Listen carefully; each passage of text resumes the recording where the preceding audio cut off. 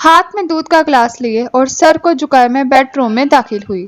مجھے اس بات کا ذرا بھی اندازہ نہیں تھا کہ مجھے بڑا جھٹکا لگنے والا ہے۔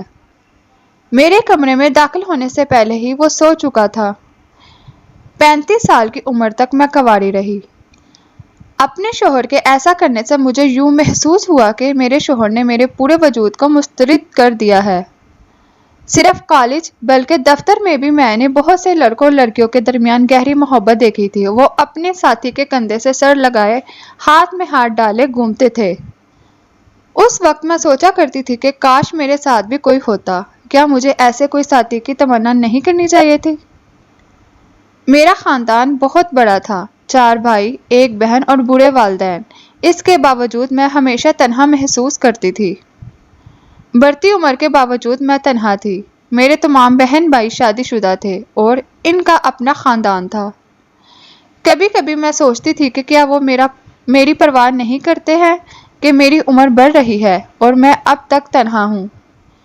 میرے دل میں بھی محبت کی خواہش تھی، لیکن وہ تنہائیوں میں گہری تھی۔ کبھی مجھے لگتا کہ یہ صرف میرے موٹاپے کی وجہ سے ہے۔ کیا مرد موٹی لڑکیوں کو ناپسند کرتے ہیں؟ کیا میرے وزن کی وجہ سے میرے گھر کے لوگوں کو رشتہ نہیں مل پا رہا؟ کیا میں ہمیشہ تنہا ہی رہوں گی؟ یہ سوال ہمیشہ میرے ذہن میں گھومتے رہتے۔ بالآخر جب میں 35 سال کی ہوئی تو مجھ سے 40 سال کا ایک شخص شادی کرنے کے لیے سامنے آیا۔ ملاقات کے دوران میں نے اسے اپنے جذبات اور خیالات کے بارے میں بتایا، لیکن اس نے کوئی توجہ نہ دی اور نہ ہی اس کا کوئی جواب دیا۔ وہ قدرے پریشان لگا۔ وہ خاموشی سے نظریں نیچی کیے سر ہلاتا رہا۔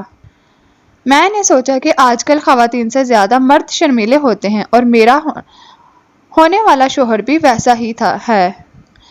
شاید اسی لیے اس نے کوئی جواب نہیں دیا، لیکن شادی کی رات ہونے والی واردات نے مجھے الجھن میں ڈال دیا۔ مجھے پتہ ہی نہیں کہ اس نے ایسا کیوں کیا۔ جب میں نے اپنے شوہر سے اگلی صبح پوچھا تو اس نے کہا کہ ان کی طبیعت ٹھیک نہیں تھی، لیکن اس کے بعد بھی کوئی تبدیلی نہیں آئی۔ ہماری دوسری، تیسری اور بہت سی راتیں اسی طرح ہی گزر گئیں۔ میری ساس نے میرے شوہر کا دفاع کیا۔ جب میں نے ساس کو بتایا تو انہوں نے بھی اپنے بیٹے کا دفاع کیا۔ انہوں نے کہا وہ شرمیلا ہے، وہ بچپن سے ہی لڑکیوں سے گفتگو کرنے میں ہچکچاتا ہے، اس لیے لڑکوں کے اسکول میں تعلیم حاصل کی ہے۔ اس کی بہن ہے اور نہ کوئی خاتون دوست۔ اگرچہ مجھے اس سے عارضی تسلی تو ملی، لیکن اس موضوع کے بارے میں سوچنا ترک کرنا نہ کر سکی۔ میری تمام امیدیں، خواب اور خواہشات دن بہ دن ٹوٹ رہی تھی۔ میری بے چینی کا واحد سبب جنسی تعلق نہیں تھا۔ وہ مجھ سے بات بھی بہت کم کرتا تھا۔ مجھے لگتا کہ ہمیشہ مجھے نظر انداز کیا جا رہا ہے۔ چھونا پکڑنا تو دور کی بات، وہ تو مجھ سے دور بھاگتا تھا۔ میرے صبر کا پیمانہ لبریز ہونے لگا۔ کیا میرا وزن اس رویے کا سبب ہے؟ کیا انہوں نے مجھ سے کسی دباؤ میں شادی کی ہے؟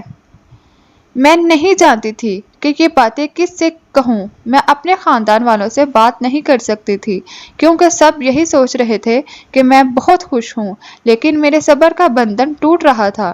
مجھے اس کا حل تلاش کرنے کی ضرورت تھی۔ عام طور پر چھٹیوں والے دن بھی وہ گھر پر نہیں رہتا تھا۔ وہ یا تو اپنے کسی دوست کے گھر یا اپنے والدین کو باہر لے جاتا تھا۔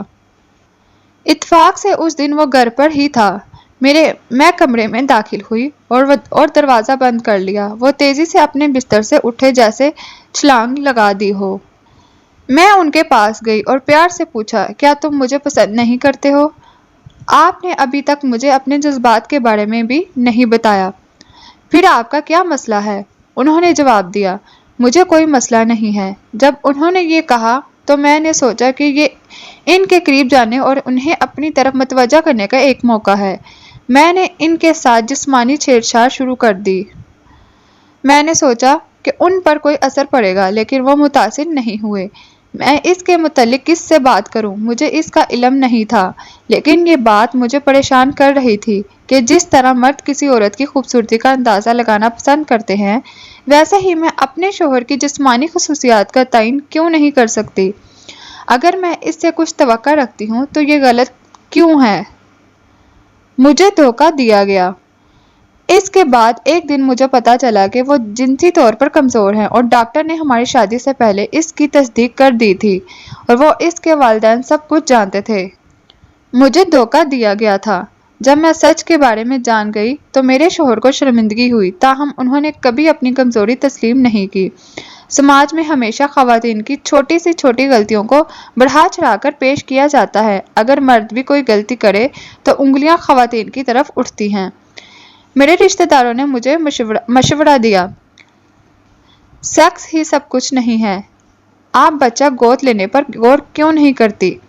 مجھے سسرال والوں نے مجھ سے منت سماج کی کہ اگر لوگوں کو سچ معلوم ہوگا تو یہ ہم سب کے لیے بہت شرمندگی کی بات ہوگی۔ لیکن شوہر کی بات پر دل ٹوٹ گیا تھا۔ میرے خاندان نے مجھ سے کہا یہ تمہاری قسمت ہے، لیکن اس وقت میرے شوہر نے جو کہا اس سے میرا دل ٹوٹ گیا تھا۔ انہوں نے کہا جو کچھ تم چاہو کرو، کسی اور کے ساتھ سو سکتی ہو، میں تمہیں پریشان نہیں کروں گا اور نہ ہی اس کے بارے میں کسی کو بتاؤں گا۔ اگر اس سے تمہیں بچہ ہو جائے تو اسے میں اپنا نام دینے کے لیے تیار ہوں۔ کسی عورت کو اپنے شوہر کے اس قسم کے خیالات کو نہیں سننا چاہیے۔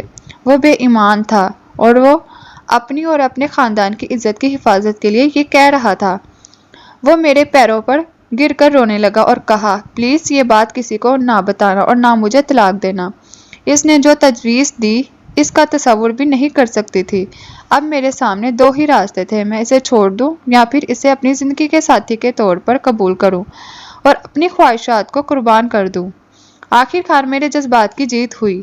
میں نے اپنے اس نام نہاد شوہر کو گھر چھوڑ دیا۔ میرے والدین نے مجھے قبول نہیں کیا۔ دوستوں کی مدد سے ایک خواتین ہاسٹل میں جگہ مل گئی۔ جلد ہی مجھے ملازمت مل گئی اور رفتہ رفتہ میری زندگی راہ پر آنے لگی۔ اس دوران میں نے عدالت میں طلاق کی درخواست داخل کر دی۔ میں اب بھی کنواری ہوں۔ میرے شوہر اور اس کے اہل خانہ نے سچائی کو چھپاتے ہوئے مجھ پر غیر مرد کے ساتھ تعلقات کا الزام لگا دیا۔ میں نے اس کے خلاف آواز اٹھائی اور اپنا طبی معائنہ کروایا۔ 3 سال بعد بالآخر مجھے طلاق مل گئی۔ میں نے محسوس کیا کہ میرا دوسرا جنم ہوا ہے۔ آج میں 40 کی ہوں اور اب بھی کنواری ہوں۔ اس دوران بہت سے مردوں نے مجھ سے رابطہ کیا۔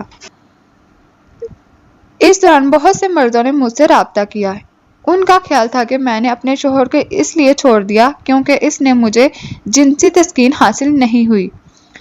یہ میرے بارے میں غلط تصور تھا۔ میں ایسے مردوں سے دور رہنے کی کوشش کرتی ہوں۔ ان میں سے کوئی بھی مجھ سے شادی نہیں کرنا چاہتا تھا۔ خواتین بھی حساس ہیں۔ میں اپنی خواہشات، خوابوں اور جذبات کو صرف ان کے ساتھ شیئر کرنا چاہتی ہوں جو مجھ سے پیار کریں، میرا خیال رکھیں، میرے جذبات کو سمجھے اور زندگی بھر میرے ساتھ رہنا چاہے۔ میں اس مرد کا انتظار کر رہی ہوں۔ فی الحال میں اپنے دوستوں سے ان کی جنسی زندگی کے بارے میں بات کر کے ہی خوش ہو لیتی ہوں۔ بہرحال ایسے لوگوں کی کمی نہیں جو میرے بارے میں سیکس کے تعلق سے سوچتے ہیں۔